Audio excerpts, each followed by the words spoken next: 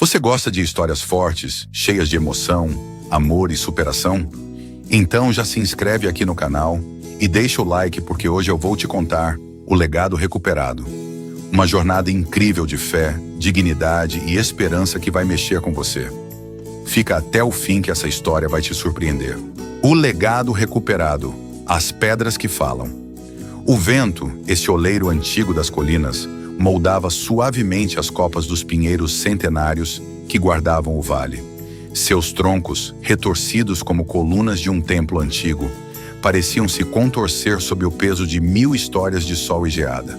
A brisa carregada do aroma de terra seca, manjericão silvestre e o perfume doce e distante do café maduro pintava a paisagem com tons de ouro e verde sob o céu infinito de Minas Gerais. No fundo do vale, como uma teimosia do tempo que se negava a passar, agrupava-se a pequena Tiradentes. Suas ruas de paralelepípedo não eram simples caminhos. Eram veias por onde a vida tinha circulado durante séculos, testemunhas mudas de risos, choros, feiras e procissões. Cada pedra, gastinha e brilhante pelo vai e vem de gerações, era um parágrafo no grande livro da cidade, um volume escrito com o roce das sandálias, as rodas dos carros de boi e as solas das crianças que corriam para a escola. Lá, fincada firmemente na terra, como se seus alicerces fossem raízes profundas, erguia-se a casa de Antônio Ribeiro. Não era a maior, mas sim a mais cuidada. A fachada colonial branca brilhava sob o sol da tarde, cega de pureza, e as portas de madeira maciça, desbotadas pelo sol e pela chuva, sussurravam histórias de inúmeros invernos e verões. A casa, com seus vasos de gerânios vermelhos em cada janela, respirava uma serenidade austera, um reflexo perfeito do homem que a habitava.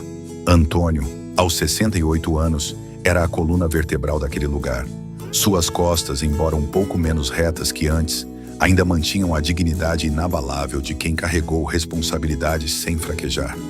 Suas mãos, grandes e nodosas, eram mapas em relevo de uma vida de trabalho.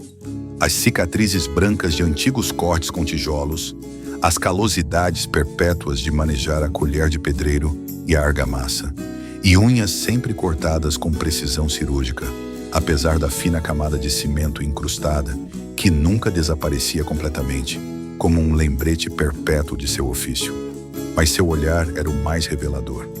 Olhos de cor castanha, desbotada, que na juventude deviam brilhar com a fogosidade de um touro bravo, mas que agora guardavam a calma profunda e um vislumbre de melancolia serena de quem viu a vida passar sem piscar, aceitando suas alegrias e suas sombras com igual firmeza.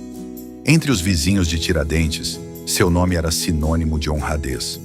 Não era um cumprimento vazio, mas um fato tangível, tão sólido como os muros que levantava.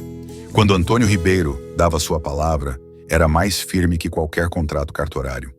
Era um homem de silêncios eloquentes e ações contundentes. A juventude e o amor. O Antônio, de 17 anos, era um feixe de nervos e músculos em formação, com a ilusão por moeda e a força incansável de seus braços por único capital.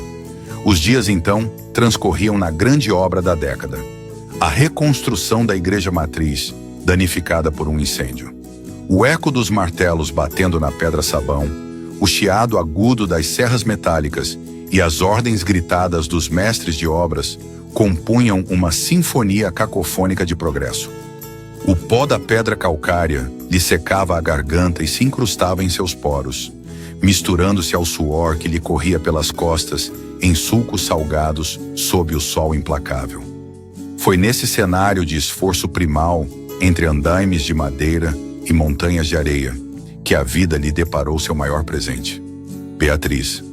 Chegava toda a tarde, pontual como o badalar do relógio da torre, acompanhando a avó, que carregava uma pesada cesta de vime, cheia do lanche para os operários. Pão com linguiça, broa de fubá e às vezes uma garrafa de cachaça que circulava de mão em mão. Antônio lembrava com uma precisão fotográfica que o tempo não conseguira apagar o estalido sutil da pedrinha sob os sapatinhos modestos de Beatriz. Ela usava um vestido simples, de flores pequenas e azuis, que se movia com uma graça natural que a ele, Acostumado à rudeza do trabalho, parecia celestial. Seu cabelo, escuro como o ébano numa noite sem lua, era preso num coque que sempre se resistia e deixava escapar cachos rebeldes ao redor de seu rosto, que acariciavam sua nuca quando ela se inclinava. E seus olhos eram da cor do mel recém-feito, morno e dourado, e brilhavam com uma luz quente e inteligente que parecia iluminar a obra poeirenta e acinzentada. Beatriz não só repartia comida, repartia alegria, uma lufada de frescor na jornada exaustiva.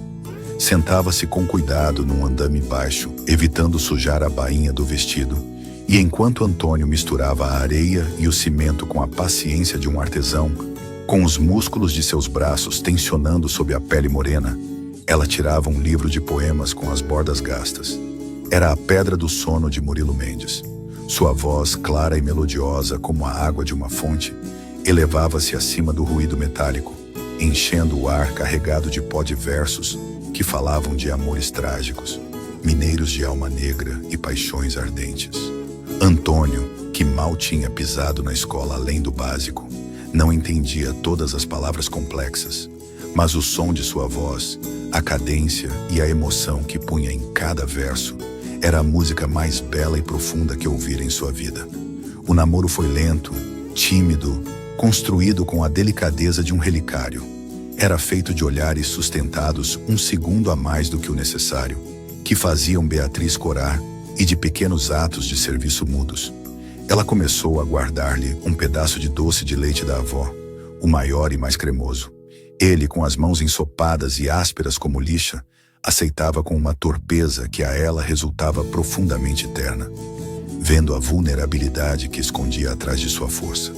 Antônio aprendeu a distinguir o som de suas pisadas entre o bulício da obra, e ela, por sua vez, podia reconhecer sua silhueta esbelta e forte, recortada contra o céu dourado do entardecer, carregando sacos de cimento de 50 quilos, como se o peso não existisse. O amor entre eles cresceu, forte e sólido, como os bons muros que Antônio ajudava a levantar, alicerçado no respeito e na admiração mútua. O casamento e a perda. O casamento foi uma celebração de toda a comunidade, simples e autêntico como eles mesmos. Decidiram se casar durante as festas juninas de Tiradentes, quando a cidade estava enfeitada com bandeirinhas coloridas e o cheiro de milho verde e fogueira impregnava o ar. A praça principal se transformou completamente. Guirnaldas de luzinhas piscantes pendiam entre os casarões coloniais, criando um dossel luminoso sob o céu estrelado de inverno. As mesas, juntadas umas às outras até formar uma grande U, transbordavam de pratos comunitários trazidos por todas as famílias. Grandes tigelas de canjiquinha com costelinha, panelas fumegantes de feijão tropeiro e o aroma embriagador do leitão, a pururuca, que a mãe de Antônio havia preparado em um tacho gigante. A banda municipal, com seus metais desafinados mas cheios de coração, tocava quadrilhas e modas de viola que faziam vibrar os paralelepípedos. Antônio, com uma coragem que só o amor lhe dava, dançou com Beatriz no centro da praça, sob o olhar atento e sorridente de toda a cidade. Ele, desajeitado com os pés, mas firme em seus braços, a guiava enquanto ela ria, com o vestido branco simples girando ao seu redor. Naquele momento, sentiu que era o homem mais afortunado sobre a face da terra. Com suas próprias mãos, Antônio havia construído seu lar em um terreno que comprou, economizando centavo por centavo. Não foi apenas um ato de construção, mas de amor puro. Cada tijolo que colocava, imaginava como um alicerce para seu futuro com Beatriz. Nivelava os azulejos pensando na estabilidade que queria para sua família. Beatriz, por sua vez, fez daquele espaço de cimento e reboco uma verdadeira casa. Bordou as cortinas de algodão com motivos de ipês amarelos, plantou manacás da serra em latas oxidadas que pintou de branco imaculado, e sua voz, cantando modinhas antigas, enchia cada canto de uma calor que cheirava a pão de queijo fresco e manjericão. A chegada de Tiago, um ano depois, encheu a casa de uma alegria nova, barulhenta e transbordante. Os choros do bebê à noite se misturavam com as cantigas de niná suaves de Beatriz, criando uma sinfonia doméstica que a Antônio parecia o som da plenitude absoluta. Chegava cansado da obra, com o corpo dolorido, mas ao transpor a porta e ouvir as risadas, o cansaço se desvanecia como por arte mágica.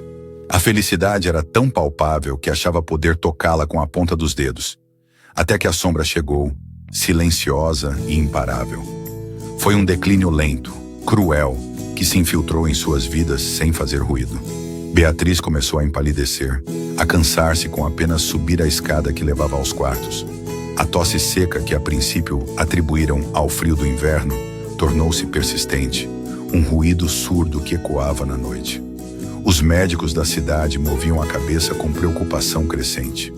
Antônio, desesperado, vendeu a motocicleta que tanto lhe havia custado comprar, penhorou a corrente de ouro que Beatriz lhe dera por seu 20º aniversário, fez incontáveis viagens a Belo Horizonte para consultar especialistas renomados. Mas o diagnóstico, quando finalmente chegou, foi uma sentença inapelável. Uma doença degenerativa, incurável, que ia apagar sua luz pouco a pouco. As tardes de canto e poesia tornaram-se tardes de um silêncio opressivo, quebradas apenas pelos gemidos de dor que a Antônio lhe desgarravam a alma. Ele a cuidava com uma devoção absoluta, com a mesma meticulosidade que punha em seu trabalho. A trocava, a alimentava com paciência infinita, lia-lhe os mesmos poemas de Murilo Mendes que ela lhe lera na obra, tentando devolver-lhe, com uma voz quebrada pela emoção, um ápice da paz e da beleza que ela sempre lhe dera. A noite de sua partida, a lua cheia, redonda e fria, se infiltrava pela janela do quarto, banhando o rosto de Beatriz em uma luz prateada. Antônio estava sentado a seu lado, segurando sua mão, que já se sentia tão frágil e leve como a asa de um passarinho. Beatriz abriu os olhos, já sem aquele brilho de mel que os caracterizava, e murmurou com um fio de voz: "Cuida do Tiago. Sê feliz, meu amor. Sê feliz." Um último suspiro, suave como o bater de asas de uma pena, e ela se foi. O silêncio que ficou foi ensurdecedor, mais doloroso que qualquer ruído. O mundo, para Antônio, perdeu de repente toda a sua cor, mergulhando em um cinza perpétuo. Ficou mirando a lua impassível, com um vazio no peito tão grande e escuro que pensou que o engoliria inteiro. Naquela noite, sob a luz tênue de uma vela, ele fez uma promessa à sua fotografia sobre a mesinha de cabeceira. "Nunca lhe faltará nada, Bia. Juro-te pelo que tenho de mais sagrado: a resiliência." A dor não se foi com o tempo. Antônio simplesmente aprendeu a conviver com ela, a carregá-la como uma pesada mochila de chumbo que nunca tirava, nem mesmo para dormir. Mergulhou no trabalho com uma ferocidade que beirava a obsessão, como se o esgotamento físico pudesse anestesiar a dor da alma. Cada parede que levantava, cada telhado que reparava, era um tijolo a mais no muro alto e grosso que construía em torno de seu coração ferido. Seu pequeno negócio de materiais de construção, ao qual chamou Ribeiro e Filho, com uma esperança de futuro, tornou-se ao mesmo tempo seu refúgio e sua condenação, o lugar onde podia esquecer-se de si mesmo durante horas. As noites na casa, agora grande e silenciosa demais, eram longas e frias. Depois de jantar e pôr Tiago para dormir, sentava-se à mesa da cozinha com um caderno de contas de folhas quadriculadas e uma calculadora antiga. Sob a luz amarelada de um abajur, repassava cada fatura, cada recibo, calculando até o último centavo com uma concentração férrea. "O que se ganha com suor, se guarda com cuidado", era seu mantra, uma frase que repetia como um terço laico. Enquanto outros vizinhos compravam carros novos ou iam passar férias no litoral, Antônio investia cada real poupado. Comprou um terreno aqui, um ponto comercial ali. Sua fama de homem sério, cumpridor e de palavra firme, abria-lhe portas que a outros se fechavam. Os anos passaram, cinzas e monótonos, e o esforço calado, gota a gota, dia após dia, transformou-se em um rio subterrâneo de 6 milhões de reais. Uma fortuna invisível, guardada em contas bancárias discretas e nos papéis de propriedade que ocultava com receio em um cofre embutido sob um tijolo solto no piso da cozinha, bem debaixo da mesa. Era o legado para Tiago, a materialização de sua promessa a Beatriz. A semente da ambição. Tiago cresceu sob a sombra alongada de um pai ausente, sempre enterrado no trabalho, e sob a lenda dourada de uma mãe perfeita, um anjo intocável a quem nunca conhecera. Formou-se em medicina, um título que encheu Antônio de um orgulho silencioso, que via nisso uma ascensão social que ele nunca pudera ter. Na faculdade, casou-se com Helena, uma mulher da cidade, elegante, com um sorriso largo e branco que encantava nas reuniões sociais, mas que, na intimidade do lar, transformava-se com demasiada frequência em um esgar de insatisfação perpétua. Para Helena, a austeridade de Antônio não era uma virtude, mas uma mesquinhez vergonhosa, um anacronismo incompreensível. "Olha esta casa, Tiago", dizia percorrendo a sala com um dedo indicador que recolhia um pó imaginário. "Teu pai tem mais dinheiro que metade da cidade junta e vive como um operário. É um insulto à inteligência. Esse dinheiro deveria estar circulando, deveria estar nos dando a vida que merecemos, não acumulando pó em uma conta bancária. Poderíamos ter uma clínica particular, poderíamos viver em São Paulo." Tiago, a princípio, defendia-se com debilidade. "É dinheiro dele, Helena. Ganhou-o com o suor de sua fronte. Não temos direito." Mas a pressão de Helena era constante, um gotejar imparável que vai perfurando a rocha mais dura. Usava todas as armas à sua disposição. A comparação com os demais. "Olha o Silva com a clínica nova e o Mercedes último modelo. Nós seguimos neste consultório miserável com um carro de 10 anos. A manipulação através de seu filho, Gabriel. Gabriel merece estudar no exterior, ter oportunidades que nós não tivemos. Vais privá-lo disso pela teimosia de teu pai? Inclusive o desprezo velado, o mais eficaz. Às vezes penso que não tens ambição, Tiago, que és igual a ele, que te conformas com migalhas." Gabriel, crescendo na era das redes sociais e do consumo imediato, era um alvo fácil para o discurso de sua mãe. Via seus amigos do ensino médio exibindo carros de alta gama, tênis de marca de centenas de reais, viagens a Fernando de Noronha para as férias. "O vovô é um pão duro", chegou a dizer uma vez no jantar, repetindo sem saber as palavras que ouvira a sua mãe. "Com o que tem, poderíamos ter uma casa com piscina no condomínio. Em vez disso, vive como um mendigo." Pouco a pouco, a respeitável admiração que Tiago sentia por seu pai, por sua integridade à prova de bombas, foi se rachando. Começou a magnificar seus pequenos esquecimentos, normais à sua idade, transformando-os em sintomas de uma decadência imparável e perigosa. Um dia em que Antônio esqueceu de apagar o gás depois de fazer um café, Helena o citou como prova definitiva de sua incapacidade. A semente da traição, regada diariamente pela ambição desmedida e pela incompreensão, lançou raízes profundas e venenosas em um terreno que antes era fértil só para o amor e o respeito. A traição e o cativeiro. A decisão final foi tomada na mais absoluta escuridão, na sala de sua casa, com as persianas fechadas. Tiago, com o coração encolhido por uma mistura nauseabunda de medo, cobiça e uma terrível culpa que tentava afogar, tinha se tornado um estranho para si mesmo. Passou horas noturnas frente à tela azulada do computador, buscando em fóruns legais, sombrios e páginas de reputação duvidosa. Como declarar um familiar incapaz, testamentos e tutelas, lei de alienação mental.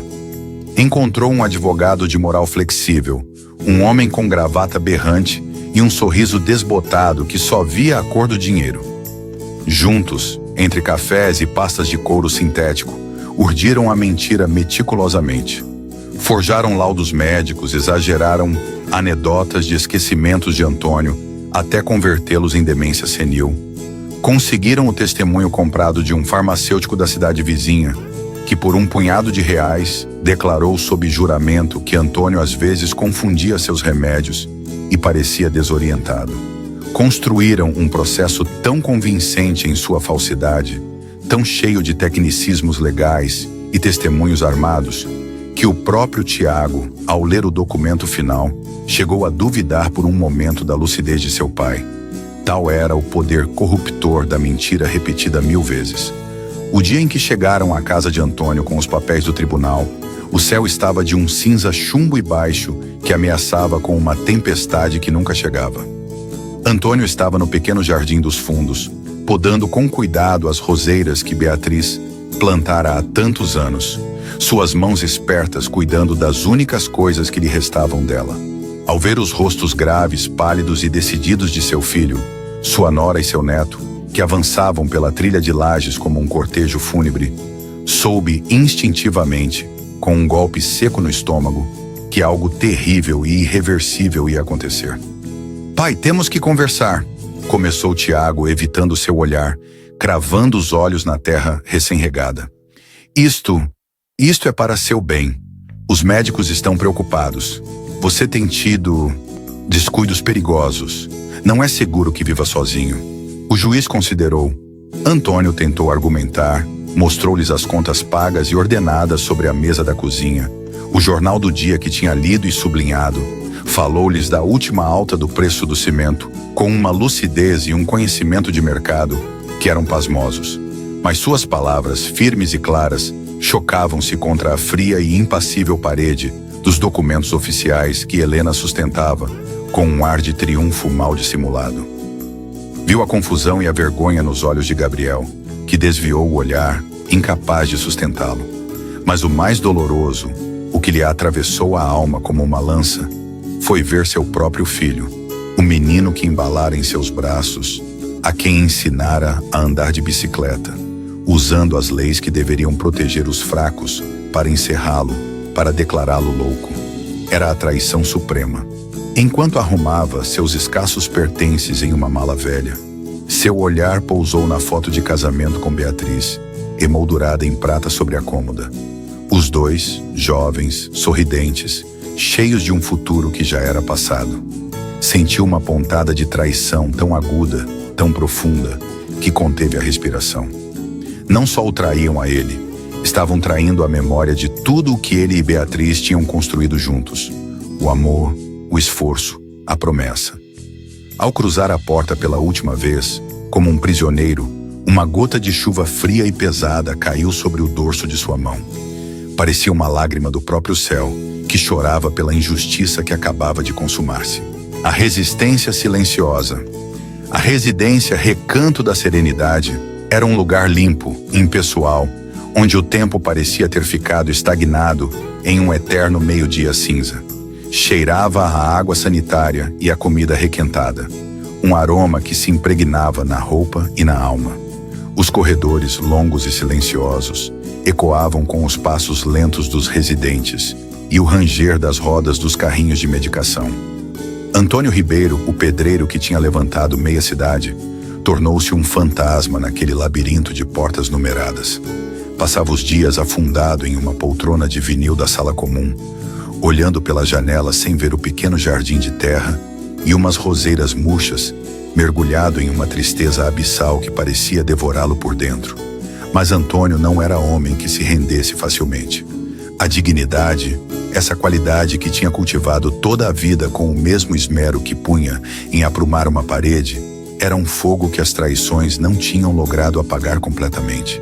Decidiu com uma firmeza que lhe nasceu do mais fundo, que ainda que seu corpo estivesse encerrado entre essas quatro paredes, sua mente e seu espírito não o estariam. Começou a observar com a meticulosidade de um mestre de obras. Memorizava os horários das enfermeiras, os nomes e as pequenas histórias dos outros residentes. A dona Júlia, que esperava uma visita que nunca chegava. Seu Manuel, que repetia sem cessar anedotas de sua juventude na marinha.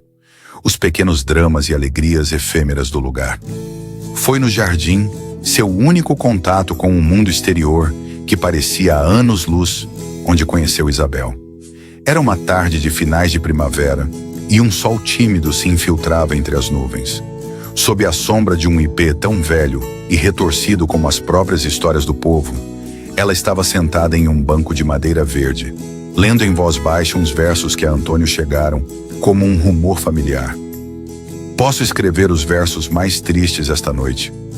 A voz de Isabel era suave, mas estava cheia de uma emoção contida, uma cadência que falava de perda e, ao mesmo tempo, de uma resistência serena. Essa voz atraiu Antônio como um ímã, rompendo a carapaça de seu silêncio. Desculpe, disse ele, com a voz rouca pelo desuso, que soou como um ranger de pedras.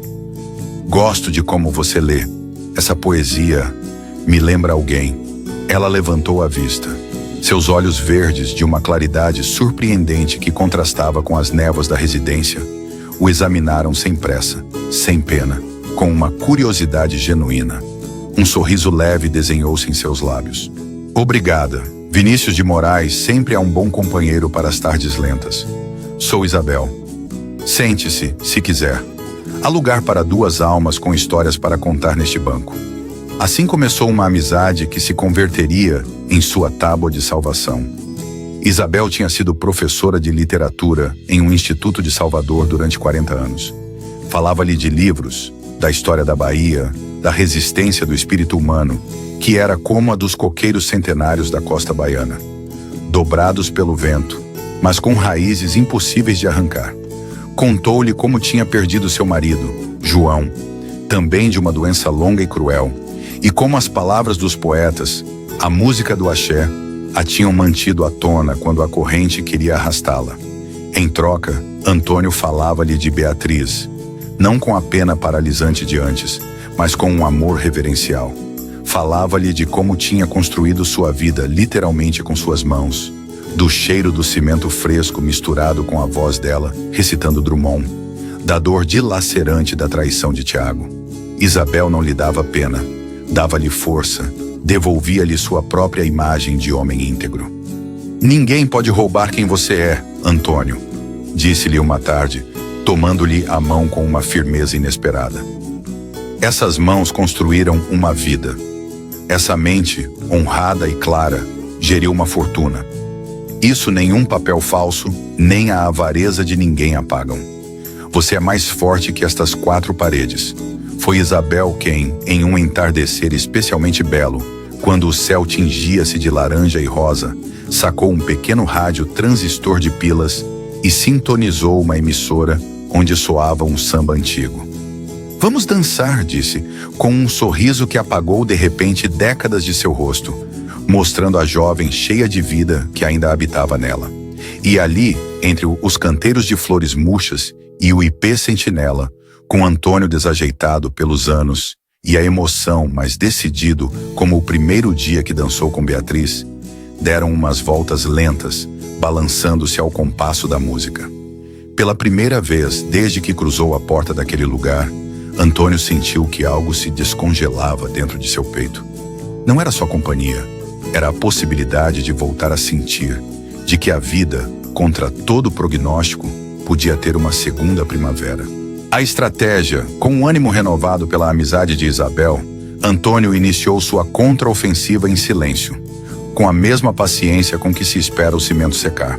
Começou a ajudar outros residentes a ler as cartas que lhes enviavam suas famílias, a decifrar a letra miúda das bulas de remédios, a calcular suas pequenas aposentadorias com uma precisão milimétrica.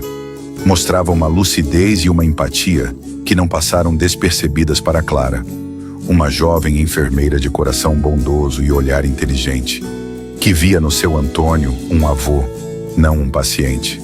Seu Antônio, o senhor está mais lúcido que eu para os números, comentou ela um dia, com um sorriso admirativo, enquanto ele lhe explicava com paciência um problema com a conta de luz do seu Manuel. É uma pena que esteja aqui. Deveria estar curtindo sua vida. Antônio a mirou nos olhos, e naquele olhar Clara viu uma profundidade de dor e uma centelha de luta que a comoveu até o mais fundo. Clara, minha filha, disse ele baixando a voz, eu não deveria estar aqui.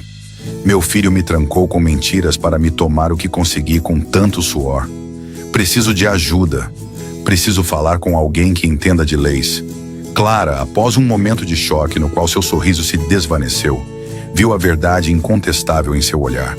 Não era a paranoia de um velho confuso, era a certeza serena de um homem injustiçado.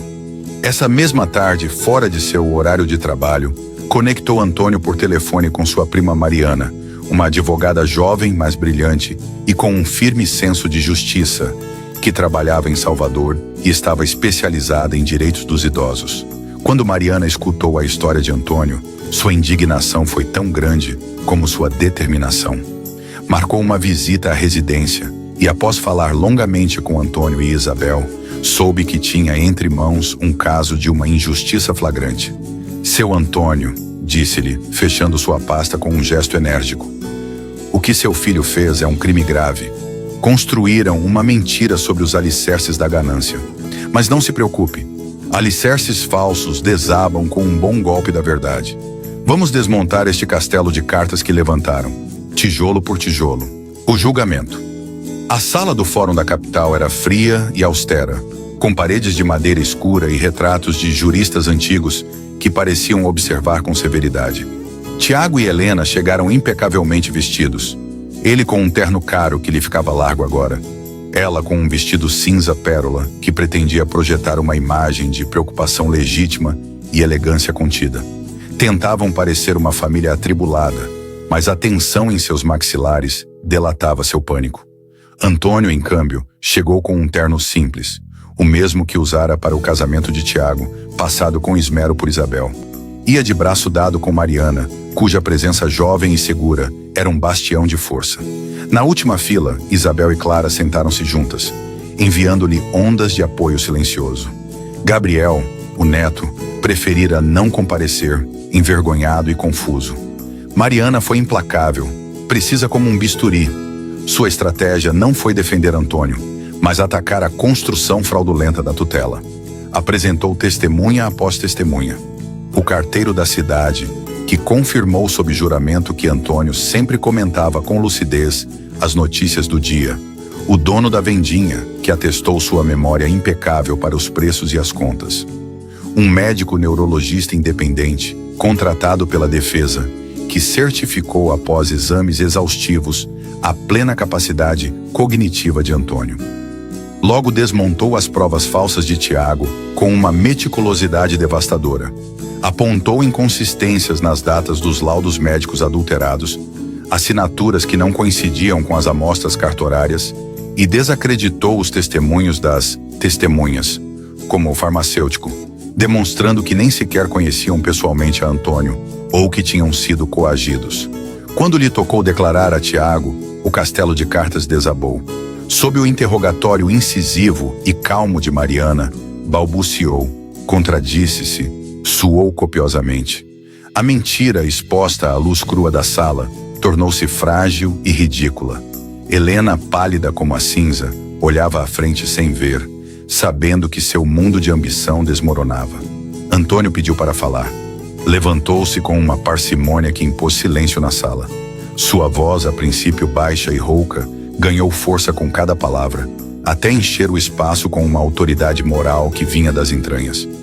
Meritíssima, começou dirigindo-se à juíza, uma mulher de meia idade com um rosto sério, mas atento. Passei minha vida levantando coisas. Levantei paredes com minhas mãos. Levantei um negócio do nada. Levantei meu filho depois que a dor nos arrebatou sua mãe. A única coisa que não sabia levantar era uma defesa contra meu próprio sangue. Não vim hoje aqui pelo dinheiro. Dinheiro se ganha e se perde. Vim pelo meu nome, pela minha liberdade, pelo direito de envelhecer com a dignidade que me ganhei com o suor de cada dia. O que dói não é o encarceramento na residência, mas ter perdido no caminho o filho a quem ensinei que a única coisa que vale a pena construir nesta vida é uma reputação de homem honesto. Isso é o que hoje não tem preço. O silêncio que seguiu as suas palavras foi absoluto, carregado de uma emoção que constrangia os corações. A juíza, visivelmente comovida, mas profissional, proferiu a sentença em questão de minutos. Anulou a tutela por falsidade nos fatos que a motivaram, restaurou todos os direitos civis e patrimoniais de Antônio e, o que era mais importante, abriu uma investigação penal contra Tiago e seu advogado por falsidade ideológica, falsificação de documentos e coação. O renascimento e o legado. Antônio não quis voltar para a casa grande de Tiradentes, cheia de fantasmas doces e amargos. Vendeu-a e, com Isabel firmemente ao seu lado, partiu para a Bahia. Seu primeiro destino foi Salvador, onde se perderam pelas ladeiras do Pelourinho, maravilhados com as cores das casas coloniais, o som dos tambores que ecoava nas praças e o aroma de acarajé que vinha das baianas com seus tabuleiros brancos. Mas o verdadeiro refúgio eles encontrariam mais ao sul, no litoral de Boipeba. Após uma viagem de barco emocionante pelo Rio do Inferno, chegaram à vila onde os carros não entram e o tempo parece andar mais devagar. Encontraram uma casinha simples, de porta azul celeste, a apenas 100 metros da Praia da Coeira. Das janelas viam-se coqueiros balançando ao vento e o mar em tons de verde e azul que Antônio nunca imaginara existir. Ali, o homem do interior de Minas descobriu os ritmos da maré. Aprendeu com os pescadores locais a reconhecer o momento certo de lançar as redes, a diferença entre um siri e um caranguejo, o jeito certo de abrir um coco verde. Isabel, por sua vez, encantou-se com as rendeiras da ilha e começou a aprender a fazer labirinto, enquanto ensinava as crianças da vila a lerem os poemas de Castro Alves. Foi numa tarde, sentados na varanda vendo o pôr do sol pintar o céu de laranja e roxo, que Antônio tirou do bolso um anel simples de prata com uma conchinha incrustada. Isabel, disse tomando suas mãos, não é para esquecer Beatriz, isso seria impossível. É para honrar a vida que ela me ensinou a amar, para construir algo novo sobre as cinzas do que se perdeu. Quero passar os anos que me restam ao teu lado, vendo o sol nascer sobre este mar. O casamento foi na própria Praia da Coeira, com as águas calmas do mar formando um tapete natural. Mariana e Clara vieram de testemunhas. Gabriel apareceu com um buquê de flores tropicais e um pedido de perdão nos olhos. Tiago e Helena não foram convidados. A celebração foi na casa de uma vizinha, com moqueca de arraia, bobó de camarão e caipirinhas de cachaça artesanal que sabiam, para Antônio, a felicidade reconquistada. A tentativa de reconciliação. A queda de Tiago foi rápida e dura. Perdeu o registro no CRM, sua reputação foi destruída e Helena o abandonou, levando o pouco que restava nas contas. Sozinho e arruinado, ele finalmente entendeu a monstruosidade do que havia feito. Uma tarde de temporal, com ventos fortes vindos do mar, ele apareceu na casinha azul de Boipeba. Encontrou o pai e Isabel tomando chá de capim-santo na varanda, protegidos da chuva. Pai, balbuciou com a voz quebrada. Vim pedir perdão, perdi tudo, e na solidão finalmente entendi todo o mal que te causei. Antônio olhou para ele por um longo minuto. Não viu o homem ambicioso, mas o menino assustado que um dia fora. Te perdoo, Tiago, disse com uma calma solene. O rancor é um peso pesado demais para meus anos. Te perdoo por mim, para poder viver em paz os dias que me restam. Mas continuou, olhando para o mar revolto. Porém, o perdão não é o esquecimento. O que você fez? Me tirar minha liberdade, tentar roubar minha lucidez, meu nome. Isso deixa uma marca, filho. Podemos ser cordiais. Você pode vir ver o Gabriel quando ele estiver aqui. Mas a confiança, essa ponte que havia entre nós, você a queimou. Talvez, com o tempo, possamos construir uma nova, mais frágil. Mas começará da verdade. Nunca mais da mentira. A Maré Cheia. Anos depois, o livro do jornalista Daniel Moraes, O Legado Recuperado, A Dignidade Não Tem Idade, baseado na história de Antônio, tornou-se um best-seller. Antônio e Isabel usaram os direitos autorais para criar uma fundação que ajuda idosos em situação de abuso e solidão. Numa manhã de verão, Antônio, já com os cabelos brancos como a espuma das ondas, caminhava com Isabel pela praia do Moreré. A maré estava cheia, lambendo seus pés descalços, e o sol brilhava sobre as águas tranquilas. Nunca pensei que de tanta escuridão pudesse nascer tanta luz, disse ele apertando a mão amada de Isabel. Esta terra, a Bahia, cura tudo. Seu verde é a cor da esperança, e seu mar, o som da eternidade. Vivi 2 vidas numa, Isabel, e a segunda foi a melhor. Isabel sorriu acariciando seu braço. Sua história, Antônio, é um lembrete para o mundo. Nos ensina que a vida não se mede pelo dinheiro que acumulamos, mas pela dignidade com que vivemos e pela esperança que plantamos nos outros. Esse, meu amor, é seu verdadeiro legado. E enquanto o mar balançava suavemente a costa, acariciando as conchas que o tempo tinha polido, até deixá-las lisas e redondas, Antônio soube com certeza absoluta que sua vida no final tinha sido como uma boa construção. Firme em seus alicerces, resistente às rachaduras e com um legado de amor e dignidade que permaneceria muito além de qualquer fortuna material. Muito obrigado por assistir até o final. Se essa história tocou seu coração, deixe seu like, comente o que mais te marcou e se inscreva para mais histórias como essa.